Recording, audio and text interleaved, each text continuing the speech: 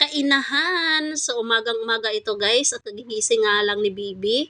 Alas 8 na po ng umaga, nakapag-desisyon nga po ako na isama ko siyang bumili ng ulam naming mag-iina. Hotdog lamang ang aming napag-usapan ni Ate Gel na ang aming ulamin sa pananghalian. Madali lang naman po bilhin ang hotdog dahil meron naman pong nagtitinda malapit dito sa may amin.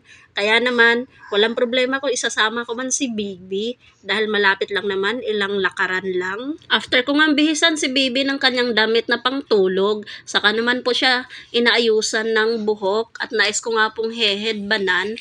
Kung nakita niyo po guys ay mapungay pa po ang kanyang mata dahil nga po kagigising lang niya. At hindi na po nag-aburido si Bibi kahit kagigising lang niya dahil tuwang-tuwa yan kapag sinasabing aalis. Palibhasa nga guys ay palagi lamang kami dito sa loob ng pamamahay namin. Kaya naman kung umalis ay gustong-gusto din. Kasi madalang lang po talaga kami lumabas ng bahay.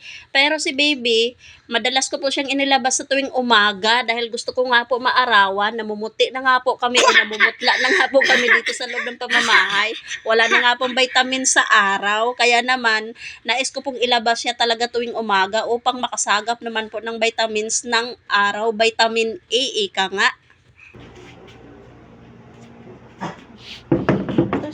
Slipper, dali up. Taas agad eh.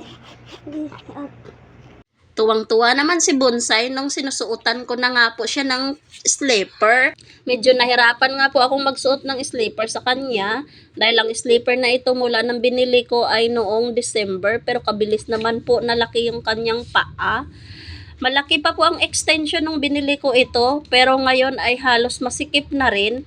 Kailangan na po sigurong bibilhan na naman ng panibago si Bibi ng slipper dahil magkasing laki na po ng paa niya at kahirap na po isuot. Kagaya nga po nung binili ko na black sa kanya na ngayon ay hindi na po masusuot dahil sobra na pong kalit. 6 months pa lang siya nung binili ko. Ito na nga guys, ready na nga po kaming umalis at hila-hila ko na nga po siya dahil gustong-gusto naman din niyang maglakad niyan. Naku, si Baby pa tuwang-tuwa yan kapag nakalabas ng bahay.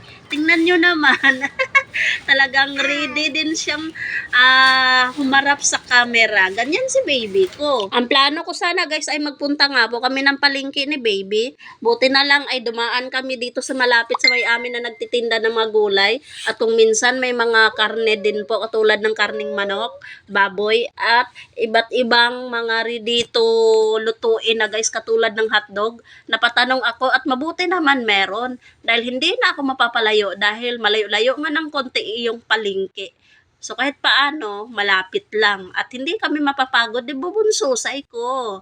Ayan na nga guys, sinubukan ko nga po siyang bitawan dahil gusto ko nga po maglakad siyang mag-isa lang na yung hindi ko siya hawak-hawak.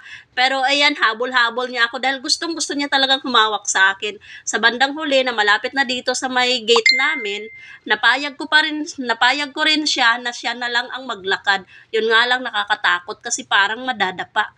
Pero guys, malakas po si Baby. Malakas ang kanyang paa. Natutuwa nga yung may-ari sa kanya nung pinagbilhan namin ng hotdog. Mo? Oo. Saan ang bahay ni Baby? Saan ang bahay ni Baby? Pasok na sa may gate. Saan ang bahay ni Baby? Alam niya pala. Ayun. Kaya mo tulak? Sige. Ayan. Yehey. Mamaya na i-close. Papasok pa nga ako eh. Siya din mag-close. Very good. Tara na. Pasok na. Give mo to kay ate kaso mabigat eh. Para lutuin ni ate. Dahan-dahan naman kasi para namang matutumba eh. Tulog pang mga ate. Ginising mo na si Bel?